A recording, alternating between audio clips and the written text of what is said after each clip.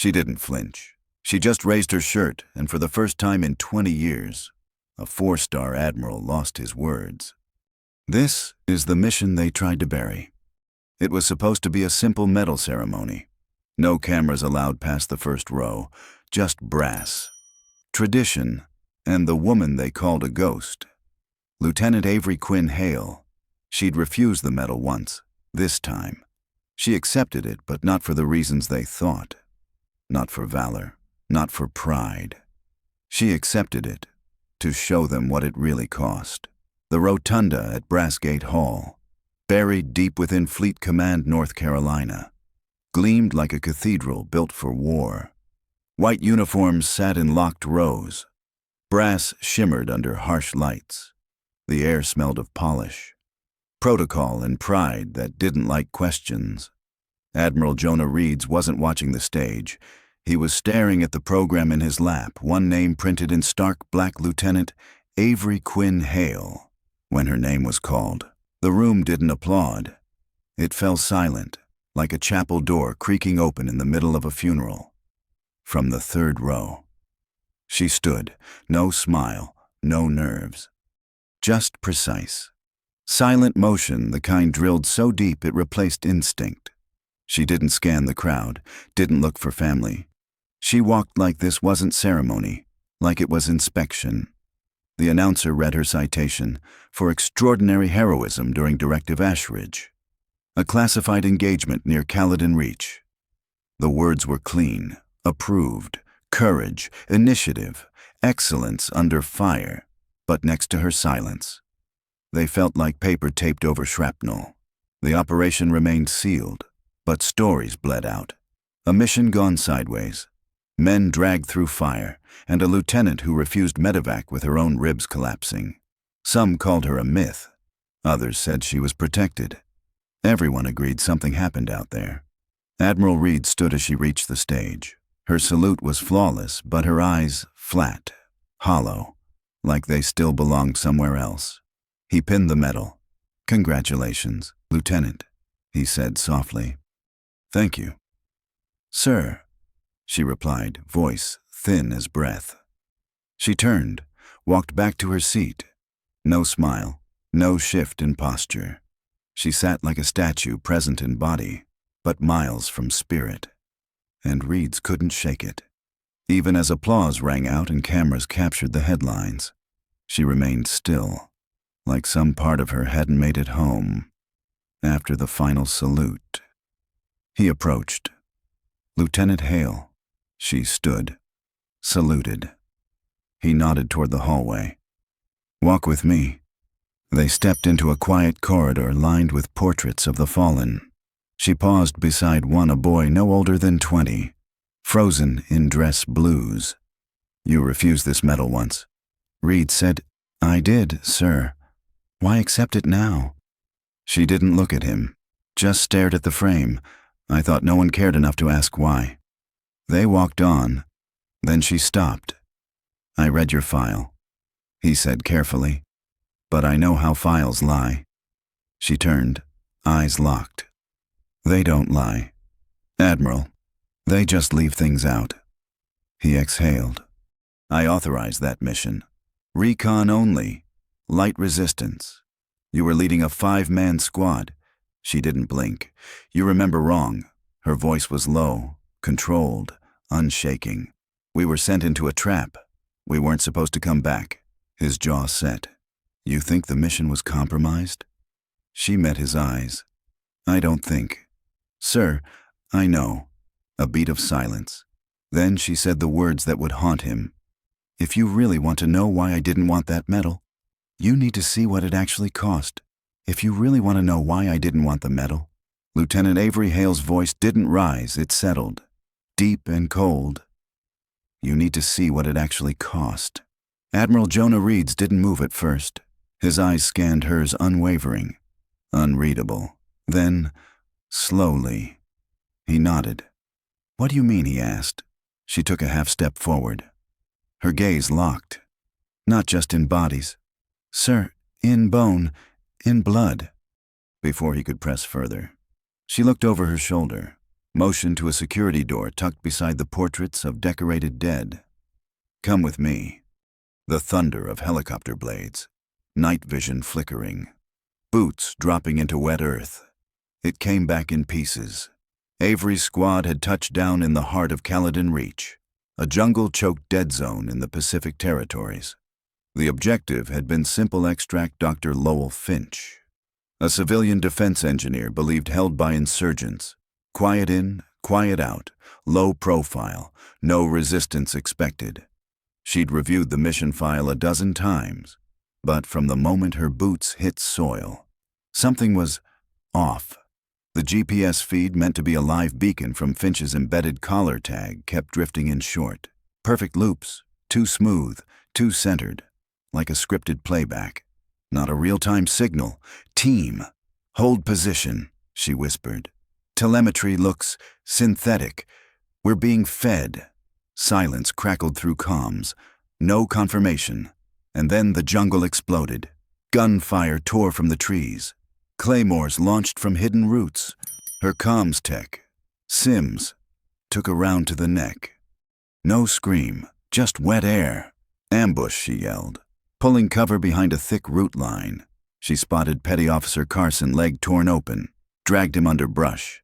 Then Specialist Mercer, barely conscious, blood soaking his right sleeve.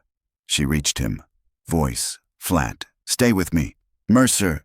Then it hit her. A shrapnel burst, center left, just beneath the ribs, heat, dull and white and tearing. She blacked out for a second, maybe more, but she moved. She lifted Carson, then Mercer, then Sergeant Ortiz, with half his back seared from an IED burst. 3 men, 3 miles, no map, no medevac. She bit down on her own uniform just to stay quiet. By dawn, she stumbled into a clearing marked for exfil. Uniform soaked in blood, her own and theirs. A SEAL medic sprinted toward her. "Jesus, what the hell happened?" She dropped to her knees. "They're alive," she rasped. "Take them." And then darkness. She woke up in Griffin Medical. Weeks later, chest caged in pain, tubes in her arms, voice gone. A nurse leaned in. "You're lucky, Lieutenant. You lost a lot of blood. 2 fragments near your lung, too deep to remove." Avery blinked, reached for a clipboard, wrote one word. Who? The nurse hesitated. No one answered, because no one ever did. The door sealed behind Admiral Jonah Reed's with a soft metallic click. The room was quiet. No cameras, no rank. Just white walls, a table, and 2 chairs, and the kind of silence that holds breath. Not words. Lieutenant Avery Quinn Hale stood at the far end, her hands resting gently on the table's edge. Her uniform was pristine, but her posture was taut like a wire stretched between pain and poise. "I haven't been in this room since the debrief," she said softly. "Funny how spaces forget your name, but never the echo you left behind." Reeds didn't speak. He just watched steady, waiting. Avery turned to face him. No defiance. Just calm. Then, without hesitation, she undid the top buttons of her dress blues and lifted the undershirt beneath. Not high, just enough. What she revealed wasn't grotesque. It didn't need to be. A single arc, pale and deliberate. Swept beneath her ribcage, a healed crescent etched into her skin. Along the curve, 2 subtle protrusions caught the light metallic. Smooth, resting just beneath the surface, like forgotten coordinates carved into flesh. Not angry, not raw, but permanent. The Admiral's breath caught not from horror, but recognition. She lowered the shirt and rebuttoned her uniform in silence. Then sat. "Why leave them in?" he asked quietly. "They're too close to my lung. Surgery risked a puncture. I chose to keep them." "You carry that every day, not just the metal," she said, the silence that came with it. She told him about waking up in Griffin Medical, no debrief, no command, just a nurse, a medal form, and orders to rest. A Navy cross she never wanted offered without explanation. You weren't questioned, only once. A captain I'd never met. Asked 3 things, then disappeared. Reed stiffened. That's not protocol. No, she said, it's erasure. The word lingered. They buried the mission under a headline. She continued. And made me the monument. Because a statue doesn't talk. He swallowed hard. You think someone covered it up? I think someone realized a failure that big doesn't get cleaned up. It gets repainted. Reeds leaned back. The weight of his own office, his own signature settled into his spine. So why show me now, he asked. She looked him in the eye. For the first time, there was no distance. Because I saw you hesitate, and because I'm done letting a scar speak louder than I do. I don't want medals for surviving something I was never meant to. Lieutenant Avery Quinn Hale had said, I want accountability. Those words lingered in Admiral Jonah Reed's mind. Long after she left his office, he stood motionless, facing the carrier decks of Fort Emberhold shimmering in the late morning light. Sailors moved with precision, unaware that one of their own had nearly been erased not by war, but by design. He turned slowly, voice low. I spent decades thinking I understood sacrifice, but I've never had to carry it in my ribs. He walked to the secured case file marked Directive Ashridge. His thumb hovered over the biometric seal, then pressed. The screen flickered.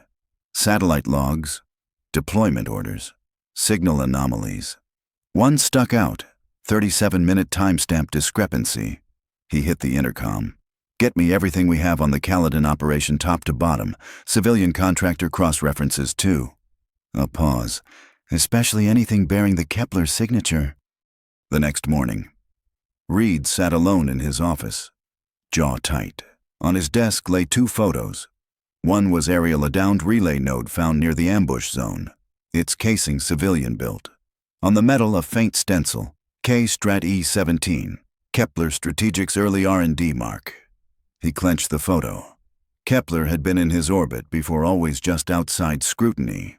Defense innovation, private funding, loophole warfare. He looked up as his aide entered. Sir, Lieutenant Hale is in the building. Unannounced. Send her in. She stepped through posture crisp, but something war-hardened behind her still eyes. She didn't salute. She didn't need to. You said someone used your mission, that it wasn't a rescue. It wasn't, she said quietly. And I think you knew that before I walked in. He looked down. Avery, I found a distress ping, buried, time-stamped backwards. Someone didn't want it seen. Finch was already dead when your team landed. That op, it was a live field simulation. She went still. A simulation. Kepler Strategic was testing autonomous targeting. You were the organic variable. The silence was suffocating.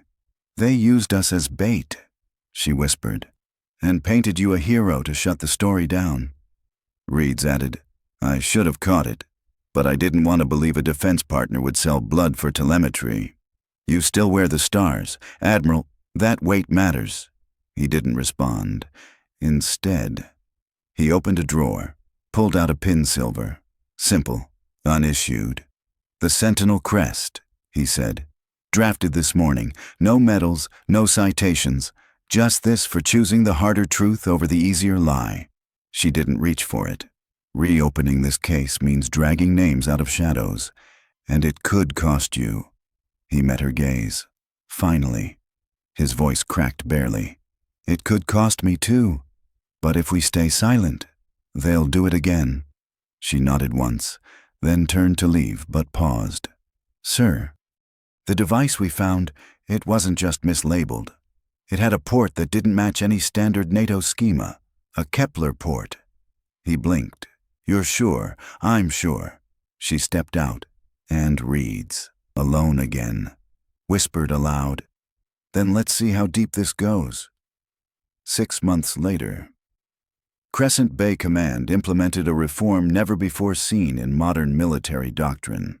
They called it the Hale Provision, a clause buried inside a 312-page document that reshaped how defense contractors operated in live-fire environments. From now on, any field agent with combat authority had the right to pause, amend, or veto contractor-driven missions if risk exceeded live engagement thresholds. And at the bottom of every memorandum was her name, Lieutenant Avery Quinn Hale, call sign Ghost Echo. The tech firms resisted. Some even threatened legal action.